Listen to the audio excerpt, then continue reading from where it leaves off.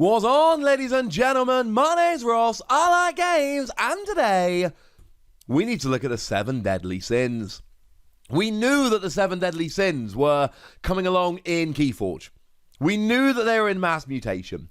We've seen 4 of them so far, but the lovely folks over at Crazy Killing Machine, also, right, if you're into Keyforge, you really should be checking out Crazy Killing Machine.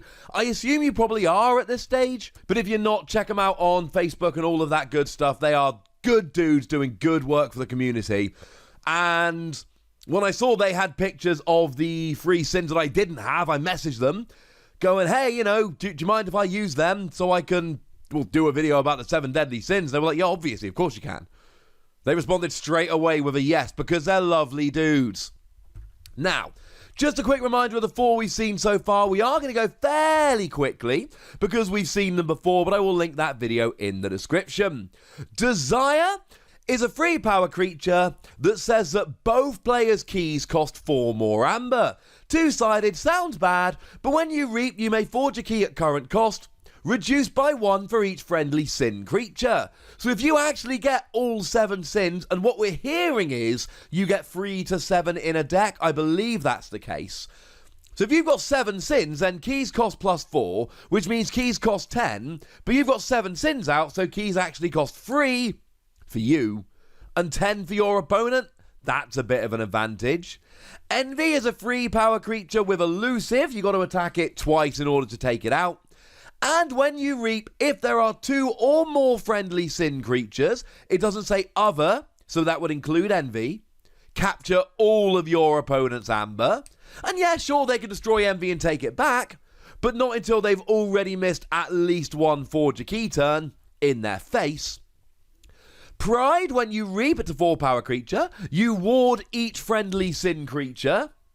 Warding means you put a ward counter on your creature, and then if you would be damaged, destroyed, or otherwise removed from play, you just remove the ward counter instead. So that gives all of your sins survivability. And Wrath is a free power, free armor creature with Taunt, which means you cannot attack the neighbors, you have to attack it. Poison, if it deals any damage in a battle, it will destroy a creature. And Skirmish. And the Poison Skirmish combo is ridiculous, right? Because it means that every fight you will survive, because you don't take any damage back, and you will destroy whoever you're fighting, because if you do any damage, they'll go down. Okay, fine, if they've got less than 3 armor. And when you fight, for each friendly sin creature, you enrage an enemy creature, give them a rage counter, and then next time they're used, they have to be used for fighting, if there's a valid target, and then you remove the rage counter. So between them all, it's ridiculous. And you might really want to keep Envy alive, for instance. Well, between Pride warding it every turn, and Wrath taunting, so you cannot attack Envy until you've taken down Wrath, yeah, that's kind of ridiculous. But then, of course, we've got the 3 new ones that the lovely folks over at Crazy Killing Machine have gone and shown us. Now, they are in Italian, but not only have they shown us the creatures, they've also gone and given us translations. Also, quick side note, is anyone else really wanting to go and watch 7 right now? If you are, let me know in the comment section, would ya? No spoilers, though. Spoilers of the 7 deadly sins in Keyforge, but not of anything in that movie, which is a phenomenal movie. So Sloth then, 5 power, 0 armor, and at the end of your turn, if you did not use any creatures this turn, that is to say no reaping, no fighting, no actions, you gain 1 amber for each friendly sin creature. Now, one thing that's really important to note ruling-wise about Sloth, this works now. So if I go and drop 5 sins onto the field this turn, then I gain 5 amber at the end of this turn, as long as I don't use any other creatures. They don't have to be ready. It's not an action. So this works. This just works straight away. So if you've got 3 or 4 sins in hand, and let's be clear, this is made for archiving. What you really want to try and do, and I'm convinced there will be decks that do this, try and get all of your sins in the archive. So at the beginning of one of your turns, you take all of your sins out of the archive, play them all at once and get a huge amount of amber. Bearing in mind, if your opponent doesn't take all of your sins away, you can just keep doing it. And this does not have to be on a dis turn. Now, of course, you can't use any other creatures, but you can have a Logo's turn and just not use any creatures, and then you would gain all of the amber from Sloth as well. I mean, thematically, you win by not doing anything with Sloth, which, like I say, thematically, absolutely perfect. I adore, ladies and gentlemen.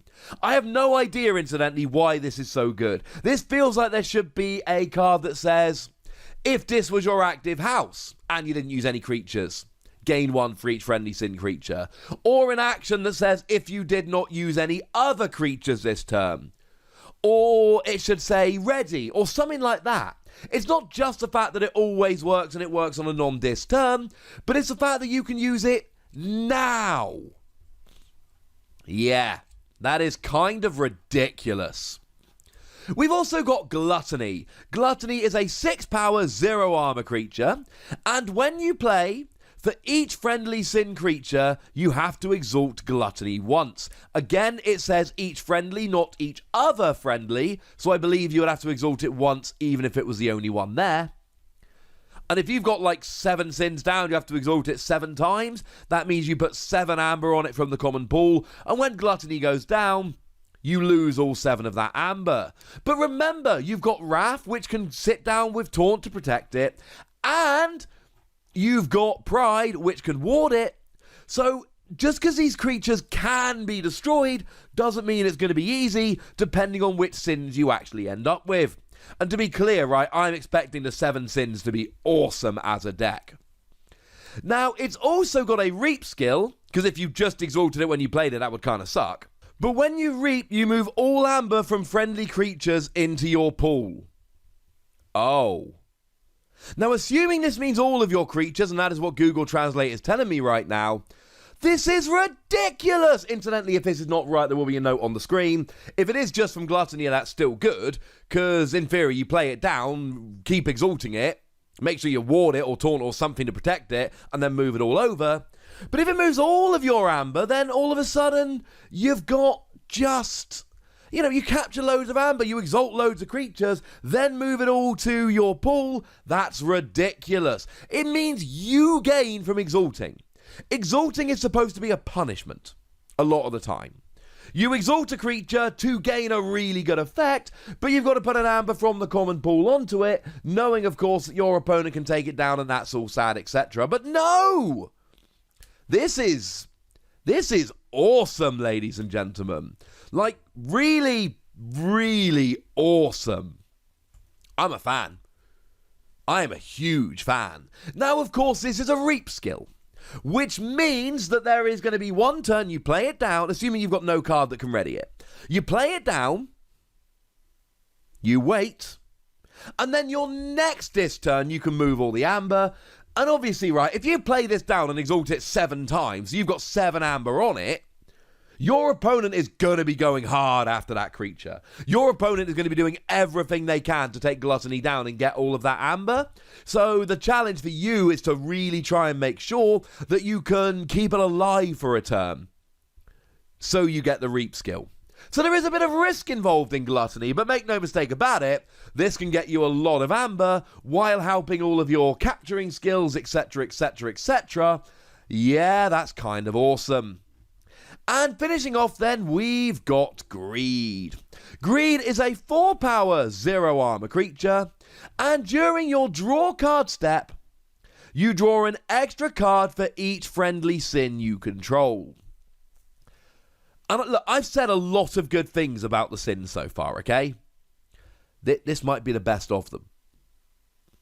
Imagine having a 7 sins deck, getting all 7 sins out, and instead of drawing until you've got 6 cards in hand, you draw until you've got 13 cards in hand. That is ludicrous, ladies and gentlemen. Absolutely ludicrous. It's like having 7 mothers and daughters on the field. Something like Zenzi, right? Really good card. The leader, very much, of the Logos house. And Logos are the drawing house, incidentally. They are the house that do most of the drawing. If he's in the center of your battle line at the end of your turn, you draw an extra 2 cards. This lets you draw an extra 7. And look, I am well aware, in the same way that you are, that you're not actually always going to be able to draw 7. Because a lot of the time, your opponent is going to be taking your creatures down and blah, blah, blah, blah, blah, right? They're going to try and stop you doing this. I understand that. I get that entirely. I don't care. Because again, this is not an action, this is a permanent skill. If I play all 7 sins this turn, and once again, please try and play this in an archiving deck where you can archive them all and bring them out at once. Then you play them all down, and then you just draw an extra 7 cards at the end of your turn. It is an instant thing. Well, instant that turn, at the end of your turn. You know what I'm saying? The point is, this is phenomenal. And here's the ridiculous things about the sins, right? Let's say you do get all 7 of them out. Well, when you play them down, Sloth is going to give you an extra 7 amber at the end of your turn. And Greed is going to get you an extra 7 cards at the end of your turn. And Gluttony, if your opponent doesn't take it down, is going to get you at least an extra 7 amber next turn. More if you've captured or exalted some other creatures, etc. And this just becomes ridiculous, ladies and gentlemen.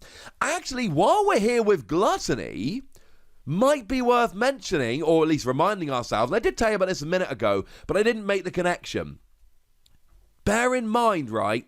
Envy, if you've got 2 or more friendly sin creatures, capture all of your opponent's amber. So you can reap with Envy to capture all of your opponent's amber, then you can reap with Gluttony to move it all into your pool. So those 2 creatures together can steal all of your opponent's amber. I never even made that connection until right this second. Yeah, this is getting dumb, ladies and gentlemen. This is getting, like, actually legitimately dumb good. Now, I did just pause the video for a second just to go and have I hadn't actually read the Crazy Killing Machine article because I didn't want to read their article before I did my video. I might inadvertently copy them. But I have, now that I've analysed the cards, I went and had a look just to see if they agreed with me about how good they are. I'll link their article in the description. Give it a click. It's awesome. Oh, my goodness, this is good, and they do seem to agree with me. They do put Greed as an absolutely phenomenal card. I agree with that one, but they seem extremely high on all of these. They are just, yeah, they are redonkulous, ladies and gentlemen. I believe extremely strongly, and I know Crazy Killing Machine agree with me on this one, we're going to see these on the top tables in big tournaments. We're going to be going to Vault Tours and above, and we are going to be seeing these decks doing well. The 4 Horsemen were very much the money decks back in Call of the Archons. They never panned out. And we saw them. We did see them doing kind of well here and there. But we never saw them really setting the competitive Keyforge world on fire. I think that might change with the Sins. I think the Sins have a way higher ceiling than the Horsemen. Because the thing with the Horsemen is they were fun, but they were largely board clearing. They were destroying creatures and recovering themselves and dealing damage. They were good for clearing boards, but that was about it. These capture amber, they pseudo-steal amber, they draw you extra cards. I mean, if you set up all 7 sins, you're literally drawing an extra 7 cards every turn. You are forging a key for free amber. You are taking all of your opponent's amber and putting it into your pool. You're making your opponent's keys cost 10 cards. I could keep going, but you get the point here. These are quite potentially broken. I think these might actually be borderline too good. Have I gushed enough about these cards yet? Because, oh my goodness, these are awesome. But I want to know what you think.